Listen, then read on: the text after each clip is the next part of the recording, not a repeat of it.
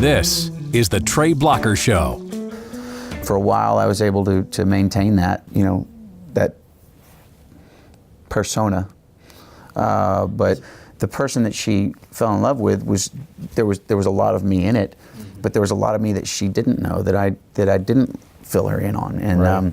So as we get going in our marriage, some of those old ways start coming back in, and there came a point where it all came to the table. And there was a day where she came to me and said, you need to tell me the truth. I'll give you an opportunity to tell me the truth. And if you tell me the truth, then we'll have a chance. Our marriage will have a chance. And so I assume at this point you were on the road a lot, had fallen back into the old ways, yeah. and eventually she figured that out. She's exactly. a smart woman. Exactly. And there were a lot of factors at play, but I'll get to that in a minute. But essentially, I'm sitting here at the table and I'm like, how do I get out of this? How do I lie my way out of this? And there was just, my mind was going crazy, and I'm thinking to myself, I have a history of divorce. My parents divorced when I was 2. My dad remarried and then divorced again when I was about 12, 13 years old, and then he remarried for a third time. His parents divorced when I was like 2 years old or 1.5 years old. So it was just all over the place. And I had this sort of like commitment to myself that I was never going to get divorced. That was just, I'm going to find the right woman, and if I find the right woman, you won't have to get divorced. Right. So I'm sitting here at the table thinking, man, my kids are going to grow up the same way that I did. And I swore, I didn't want to do that. And I'm looking at this woman, and I'm just like, I'm not being the man that I said I was going to be. And so, quite literally, as I'm sitting at the table, there was like a light that came through the ceiling of the house, and I felt and heard this voice told me to just confess it all, to just lay it all out there. And I'm just thinking, there's no way, like, that ain't gonna happen. Because I assume you figured she'd get up and run. Absolutely, yeah. She said that we'd have a chance, but I'm thinking there's nobody that's gonna stay. Right. And somewhere in all of it, I thought, well, if it's gonna end, it's gonna end with me, being honest and setting the record straight. And so we went through all of that, and she essentially offered me what I have come to know now as unconditional love. And some people, and even I questioned it at the time, or at one point in time, if it's unconditional, what does that mean? Well, she loved me whether I told her the truth or not. She loved me, but being able to confess gave me the opportunity to have forgiveness, and the forgiveness of wiping the slate clean was the picture of Christ's love for us. Right.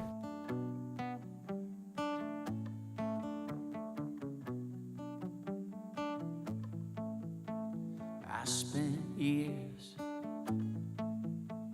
building these walls. I built them wide, and I built them tall. No one in, no one out. Nobody's gonna hurt this heart now. Then she came circling round my door. I guess she saw something worth fighting for. She said, I know you're in there. I'm coming, I swear. Then I heard boom, boom, boom, louder and louder, faster, stronger. I felt the power, then the light broke through, and the walls came down. She wasn't breaking in, she was breaking me out. Yeah, breaking me out. She said, you can't live hiding away. There's no room to grow in the cage you've made. Little by little, stone by stone, she wouldn't let me leave it alone. Sometimes I thought art couldn't be done, I would have given up, but she kept on. She said, I know you're in there, I'm coming, I swear. Then I heard boom, boom, boom, louder and louder, faster, stronger. I felt the power, then the light broke through and the walls came down. She wasn't breaking in, she was breaking me out, yeah. Breaking me out. She said, heart can't live all by itself, you've got to risk it all on someone else. 'Cause it's not the love that you receive, it's the love you give that sets you free. She said, I know you're in there, I'm coming, I swear. Then I heard boom, boom, boom, louder and louder, faster, stronger. I felt the power, then the light broke through. On the walls came down, she wasn't breaking in, she was breaking me out. Breaking me out, yeah. Breaking me out. Oh.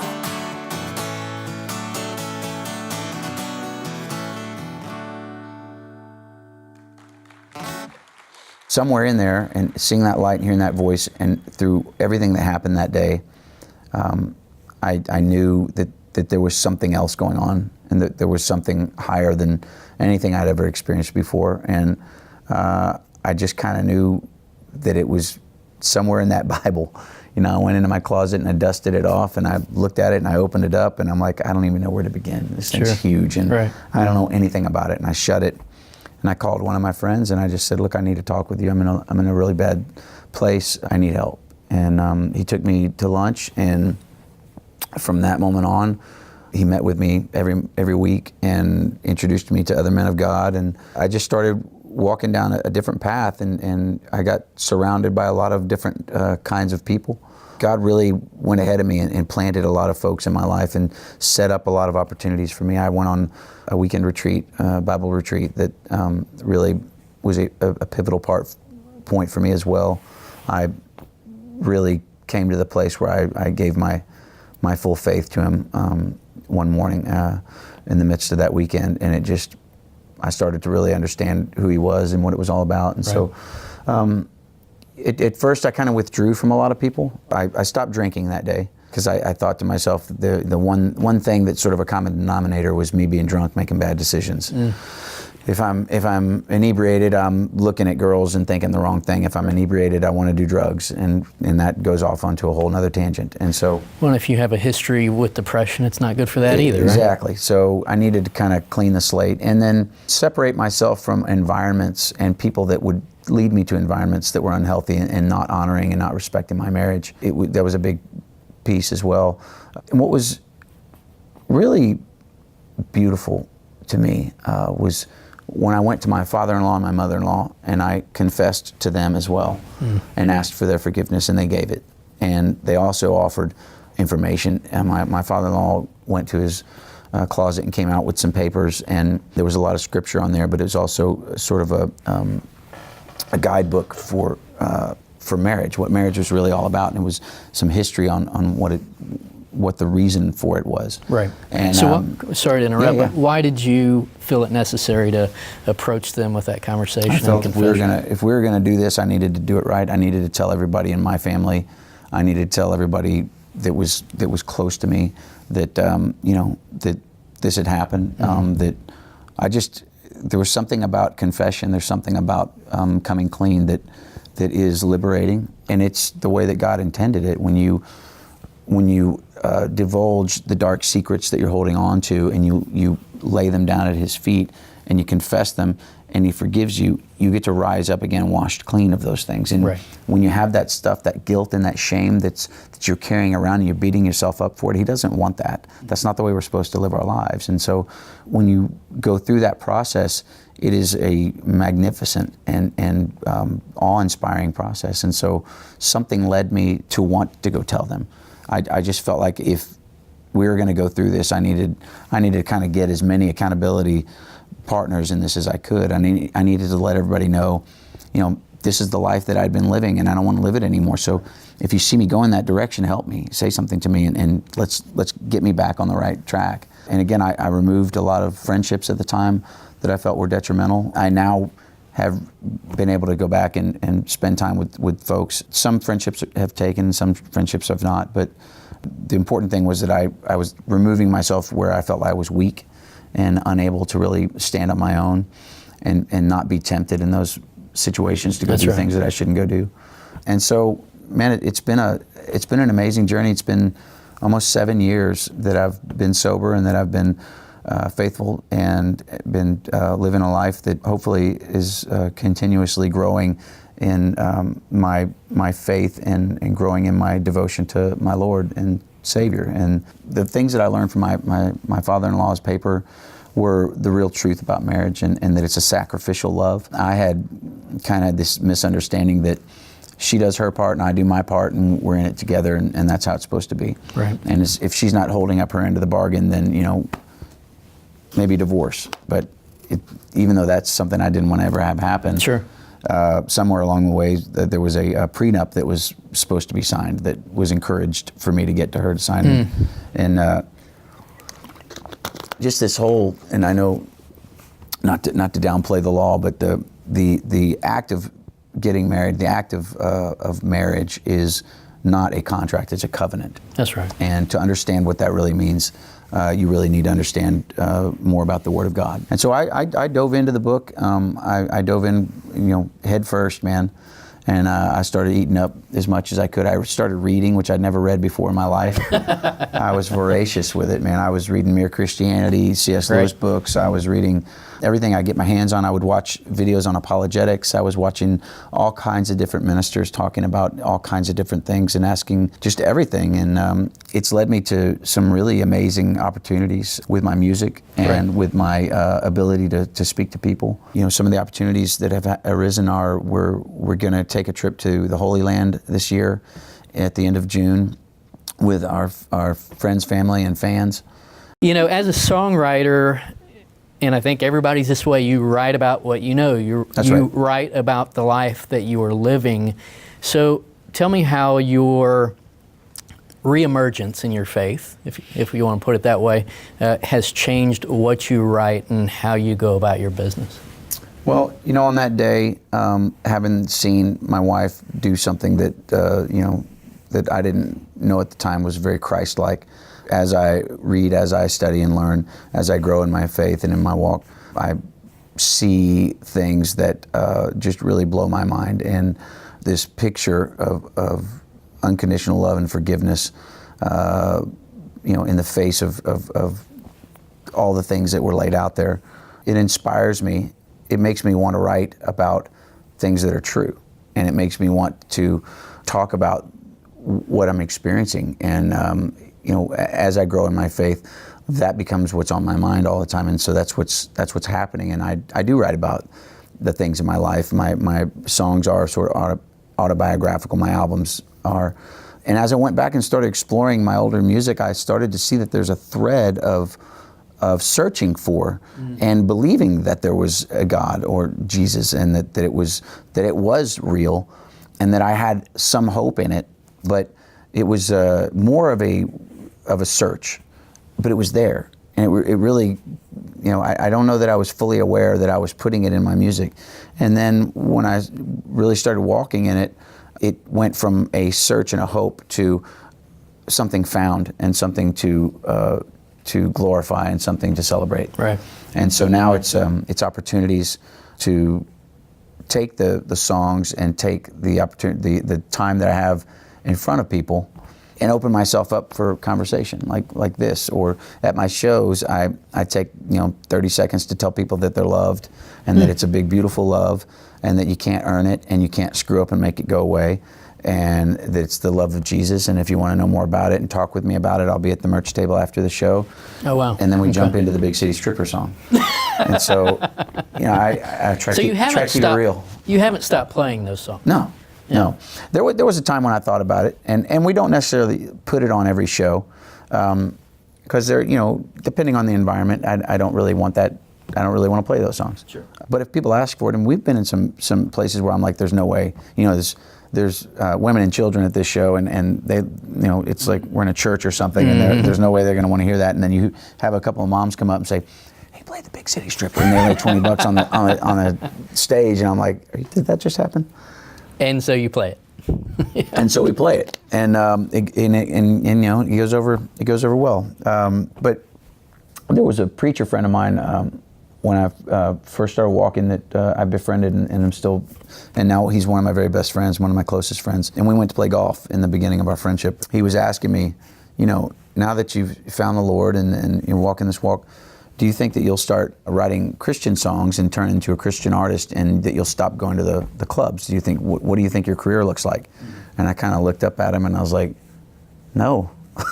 like I can't see anything else other than doing what I've been doing. Right. The change would be that I'll be able to hopefully talk to people about what I've found. Sure. There's a story about the guy two people wandering in the desert, and one of them found bread and water over here, and came back and wanted to feed it to him, but they didn't want it. They didn't want that. They thought that they needed to go this way. And so, when you find food, when you realize that you're starving and the people around you are starving, and you find food, you want to give that food to the people that you're with. You want to share that. That leads me to a question. When you decided to tell audiences what you were telling them, that you had found the Lord, and that if they wanted to know about it, that you were happy to talk to them about it. When you made the decision to start saying that to audiences, were you scared? Did you think you were going to lose fans? And how did you break through that? All that, absolutely. Petrified that I would lose fans, and petrified that I wouldn't be able to say it right, and I wasn't sure of the strength of my faith, and again, why I watched a lot of apologetics, and I watched a lot of these preachers and listened to a lot of these things. But it came down to when I started to be able to do it with a lot of I guess confidence. It got to a point where I really had to look up and just say, I do believe, I have faith in you. I'm giving my life to you, and you've shown me so much, and you've changed my life. You've changed my understanding of marriage. You've changed my understanding of fatherhood, and you've changed my understanding of what it looks like to really walk a life that you intended for me to walk. Right. And I want to be able to say those things to people. Will you help me have the strength of faith and the strength and the confidence to say it? And that's the key for me, is to continue my prayer life with him and my walk with him. And so it takes away those fears. Yeah, I'm always afraid that I'm going to lose fans because I love Jesus, and I'm not afraid to say it. But I also I can't walk with that fear. I can't really live my life having that be what determines my next steps. And so I don't. I give it to him. I trust that he's got something better planned for me. And I also ask that he help me say things in a way that is not offensive and not pushy. If somebody asks me, I'm going to jump in and say, yeah, absolutely. I'm in for Jesus, But I don't want to grab somebody and say, hey man, you need Jesus in your life, or I don't just start pushing it on folks. Sure. I hope I don't. Because I just feel like he's leading me to be speaking the truth in love, and that's where he's got us, and that's where I want to be. The more opportunities I have to speak the truth in love, then the better, and the more that I know that I'm going the right direction, because those wouldn't happen without him preparing the way for me.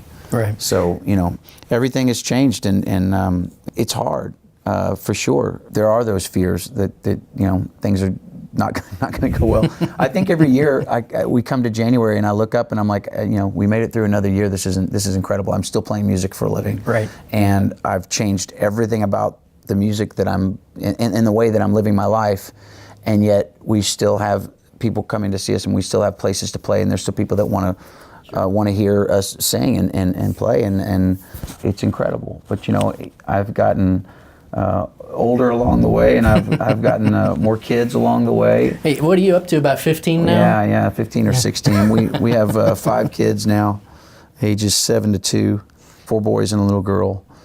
Life is definitely a picture of life now as opposed to like 8 years ago, or even like before I met my wife. You know, Right. Those two people I'm hoping are running different directions.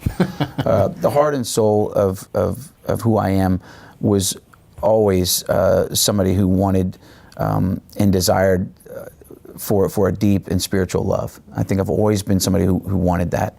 And wanted to do good for other people. Right. I've always wanted to love on folks and put them first, not knowing really why. There's also that selfish and self-serving part of me that rose up and got a lot of attention. And so, you know, you still have to fight off these things. But man, life is definitely more beautiful these days through a clear lens, and being able to just look at people like, you know, one of the things I love that I learned was everybody is equally loved by him, right? Mm-hmm. And so these people that my stepdad put on a pedestal, they're not loved any more than my stepdad was, and they're not loved any more than I am. And so, or any less. Exactly. And so when you walk out and you see the president of any country, or the CEO of any country, or somebody that everybody would revere, or, you know, George Strait, or whoever you think is awesome, they put their pants on the same way that you and I do, right. And they're loved equally by the Father. That kind of changes things in the way that you look at folks, and That's right. You don't start getting fluttered. Your breath doesn't get short when you are in the presence of an average, everyday person. You know, they're just as messed up as you are inside. That's right. And they need Jesus as much as you do, and it's pretty awesome that we're all beloved children of God, running on this earth trying to figure it out. And you know, some of us do need Jesus more than others. Well, and just to be clear, it's not judgment of other people. It's the recognition that we all, at the end of the day, are sinners. We're all flawed human beings. We're all broken, and we all have our own struggles, right? And we all do need Jesus in our life to get us on the right path and keep us on the right path. And that's it. And once you take that step, you know, I say some need Jesus more than others. It's just the ones that don't know who he is. You know, we all need him. That's right. We all need him equally. Right.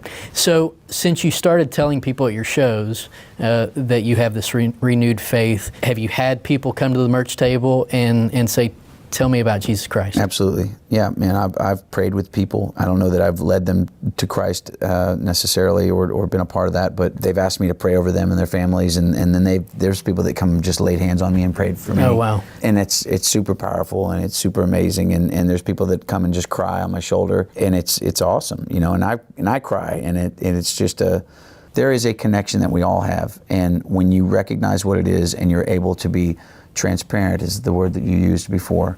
When you're transparent with each other, then you're able to get over this surface conversation. You can get to the root of who we all are and what we're all about.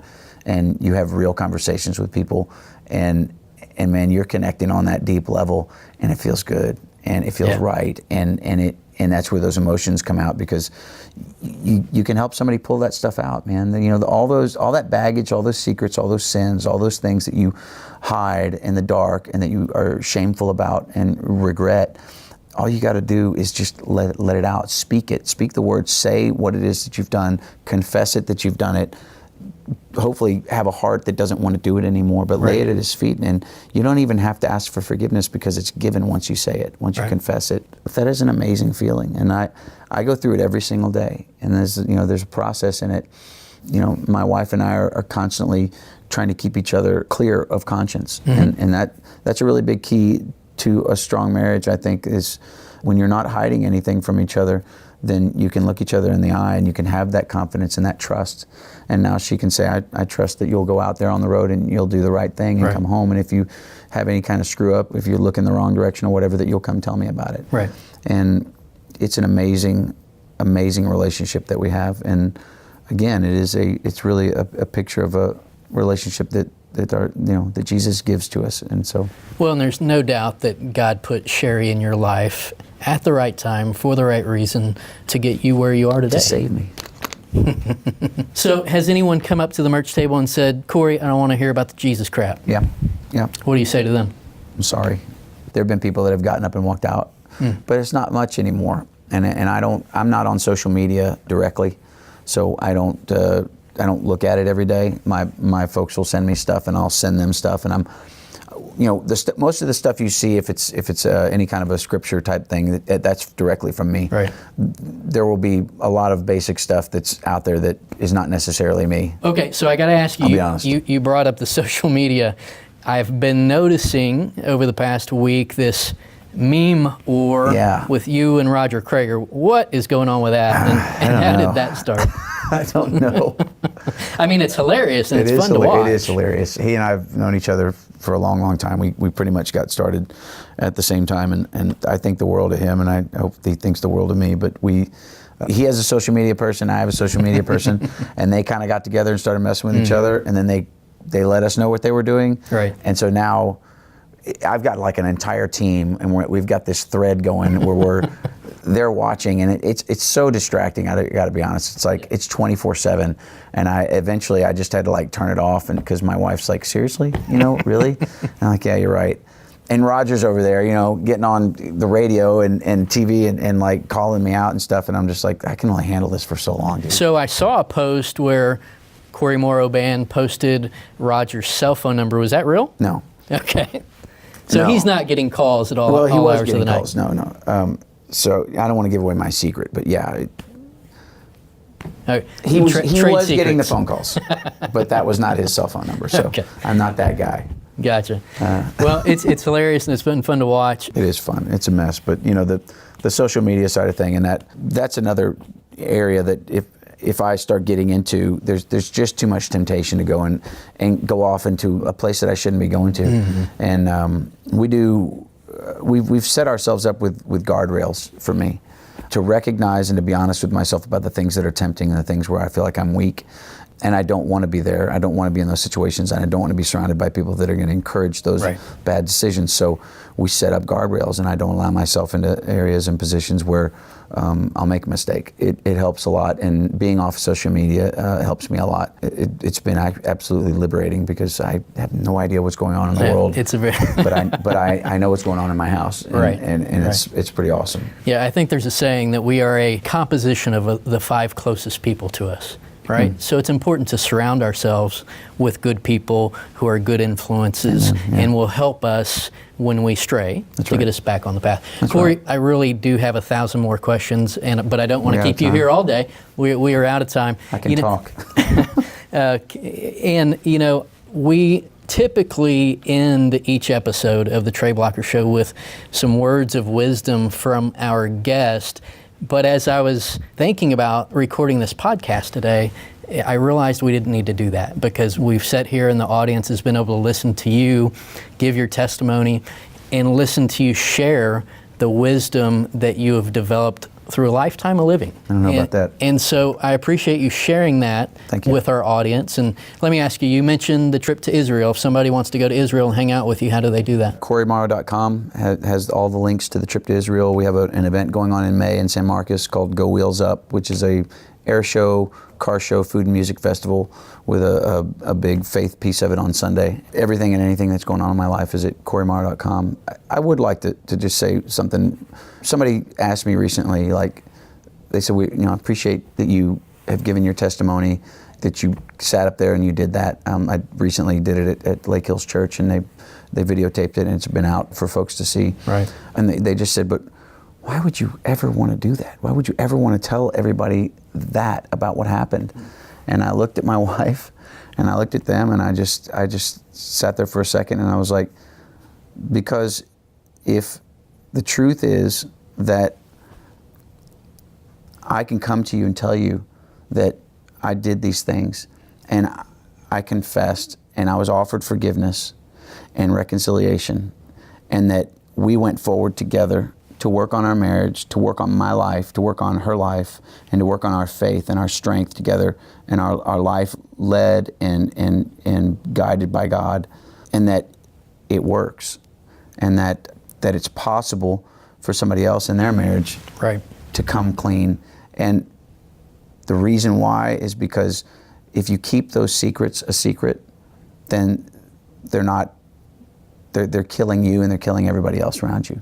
The best thing you can do with a secret is to tell somebody about it, right, and to get it out there. That's the only way that those things can actually be used for good. God can use those mistakes that we've made.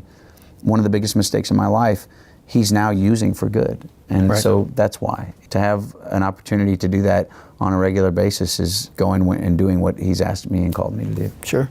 Well, and I think for everybody listening to you do that, it also tells them that no matter what they've done in their lives, forgiveness is there for them if they ask for it. That's it. Right. And it absolutely doesn't matter what you've done. You may think that it's the worst thing in the world, and it's all forgivable. Right. That's the craziest thing to conceive.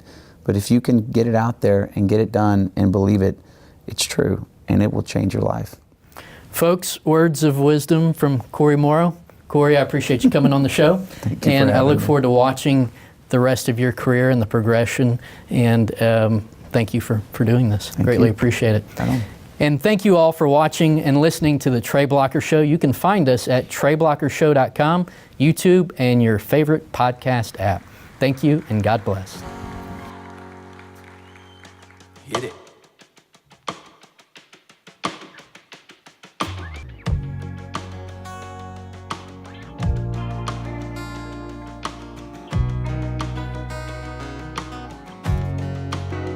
Choices are made between truth and lies. There's no question of the choice you've made. I see it in your eyes. Take your time, just be still. Listen to the wind blow through the trees. Feel the rain on the windowsill. It feels right, I can't be wrong. Why did I ever let it go? Why did I let it go so long?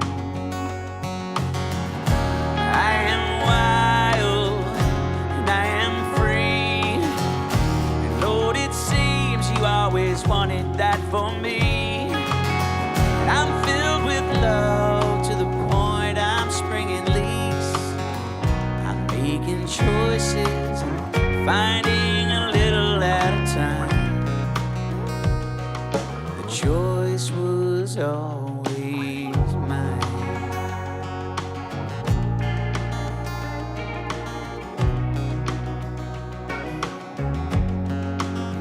Time and again, our paths collide.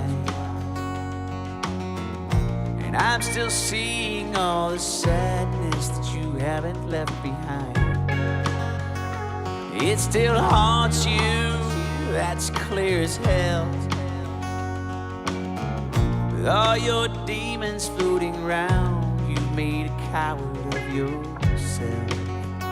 But that's not me, so I must be gone. I have no time for feeling sorry for you, I'll write it in a song.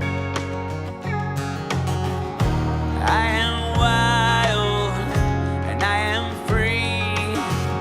And Lord, it seems you always wanted that for me. And I'm filled with love to the point I'm springing leaks. I'm making choices, finding a little at a time. The choice was always mine.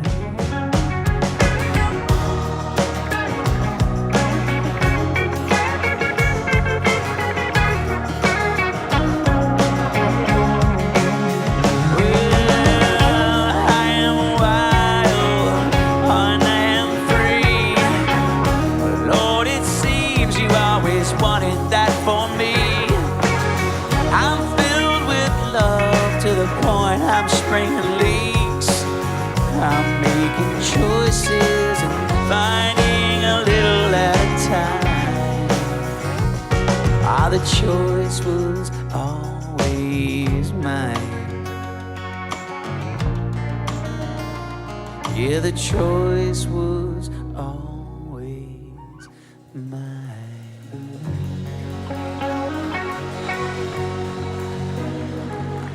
Thank you all very much.